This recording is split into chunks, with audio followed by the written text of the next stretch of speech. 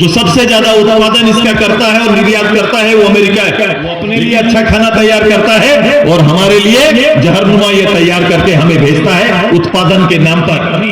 वो अवतार लेके इस देश को, राज्य को नहीं चलाएगा, ना आपके घर को चलाएगा।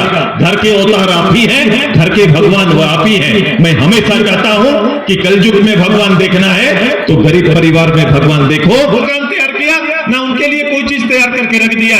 वो जीवन जो भी बचा है वो खटना, मेहनत करना, बच्चों को संभालना और आपको भी ठीक रखना, ये दायित्व हो गया। तो माताओं के हाथ में, बहनों के हाथ में सबसे ज्यादा मुश्किल है और सबसे ज्यादा चुनौती है। उन्हें हंसने का भी तो मौका कभी कभी मिलता है, माने वो कभी खड़ा होकर हंसे भी तो ये भी संभव नहीं हो पाता है। इसलिए समूह के अंदर मेरी तैयारी हमेशा रहती है और मैं हमेशा प्रोत्साहित करता हूं कि ये ताकत कोई है तो मातृ रूप में और बहन के रूप में जो हमारी काम कर रही है, सखी मंडल में काम करे, किसी और में काम करे, उनको उनके बनाए हुए, हमारे बनाए हुए उस मॉडल को हमने समूह के माध्यम से ताकत देने का काम किया। और मैं रामकृष्ण मिशन जी के जो हेड है, मैं उनसे हमेशा आग्रह करते रहता हूं कि थोड़ा मैन पावर का कमी हो सकता है, सरकार की सोच में अंतर आ सकता है, लेकिन हम लोग के विचार में अंतर ना आना चाहिए। हमें निरंतर इसके बीच में काम करते रहना चाहिए और हमें इस काम के लिए खुद को हमेशा तैयार रखना चाहिए। आइए, ये परिवेश नवीन सोच को तैयार करता है। ये परिवेश हमें वैज्ञानिक युग के जो परिवर्तन है उसके नजदीक लाता है। मेला हमें कई लोगों से मिलाता है, कई विचारों से मिलाता है। ऐसे मेले में आना, घूमना, लोगों से मिलना, लोगों के विचारों को सुनना अपने आप में बहुत बड़ा है। मैं बैठ के अभी ग्वालियर के हमारे महाराज जी को सुन रहा था, मेरे मन में हुआ कि उनका जो रिकॉर्ड है उसको थोड़ा मैं रख लूंगा। कुछ बातें ऐसी कह गए जिसे मुझे सुनना चाहिए। हम लोग भी बैठ के, जो बोलने वाले भी बैठ के जब तक सुनेंगे नहीं तब तक बेहतर रूप से न आगे कर पाएंगे। इसलिए सबसे पहले श्रोता, वक्ता बनने से पहले एक अच्छा श्रोता बनना बहुत ज्यादा जरूरी है। तो इसलिए श्रोता बनिए और श्रोता बनेंगे तो वक्ता स्वतः तैयार हो जाएगा, बोलने के लिए पूरा पड़ा हुआ है और इसको प्रैक्टिकली जीवन में अपनाते चलिए। आज जहां तक हम लोग पहुंचे हैं, ये विचार सिकुड़ना नहीं चाहिए, इसका आधार कमजोर नहीं पड़ना चाहिए। ये रामकृष्ण मिशन का विचार को फैलाइए, इसके आधार को मजबूत करिए। इसके फैलने से जो चीजें एक पॉलिटिकल बड़ी जीत में संभव नहीं है वो यहाँ की जीत में संभव है। ऐसा हम लोग कर सकते हैं। इस जीत के साथ आगे चलिए, इस मिशन की जीत के साथ चलिए। मैं आसपास के पूरे परिवेश को अपनी ओर से आभार और धन्यवाद देता हूँ कि इनके छत्र छाया में मेला का स्वरूप बड़ा है, विचारों का भी स्वरूप बड़ा है। तो ये दोनों स्वरूप को और सशक्त बनाए। जो ऑर्गेनिक खेती की चर्चा होती है, मैं कई बार उदाहरण दे चुका हूं। बड़ा देश जो हमें ये सामग्री, हमें ये जो यूरिया हमें भेजता है, वो अपने देश में इससे खेती नहीं करता। ध्यान रहे और इसको जानना जरूरी है।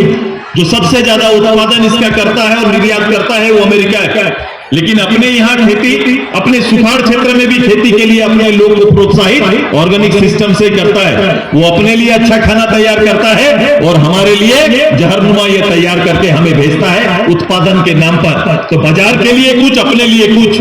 अब सोचो, इसको समझना पड़ेगा, साधारण लोगों को भी समझना पड़ेगा कि बाजार के लिए लोगों का अध्ययन करना पड़ेगा, जानना पड़ेगा कि लोग किस रूप से हमें बाजार समझते हैं और बाजार समझ के हमारे यहाँ कोई भी माल बेच के चले जाते हैं। इतनी बड़ी आबादी वाला देश, ये इतना बड़ा संसाधन वाला ये हमारा प्रदेश, ये दोनों की चिंता हमें करनी है। कोई अवतार लेके इस देश को, राज्य को नहीं चलाएगा, ना आपके घर को चलाएगा। घर के अवतार आप ही हैं, घर के भगवान वो आप ही हैं। मैं हमेशा कहता हूं कि कलयुग में भगवान देखना है तो गरीब परिवार में भगवान देखो, वो अभावग्रस्त लोग को भगवान के रूप में देखो। विवेकानंद की यही उक्ति सबसे बड़ी है। अभी मुझे कह रहे थे कि विवेकानंद जी की ये किताब है, मैं और किताब दूंगा, जितना देंगे लेंगे। मैं जब विधायक नहीं बना था तब भी मुझे दो लोगों की किताबों का शौक था, एक सुभाष चंद्र बोस और विवेकानंद जी की। मैंने सीरियल खरीदा था। मैं एक बार मेला में गया, मैंने A1 पार्ट करके खरीदा, ये सब रखा हुआ है। मैं उसी से कभी कभी समय कम मिलता है, लेकिन मैं हमें उनके विचारों के अंदर घुसने का प्रयास करता हूं। विचार तो पोथियों में इतने भरे हुए हैं, पांचों विचार के आसपास चले गए तो जीवन धन्य हो गया।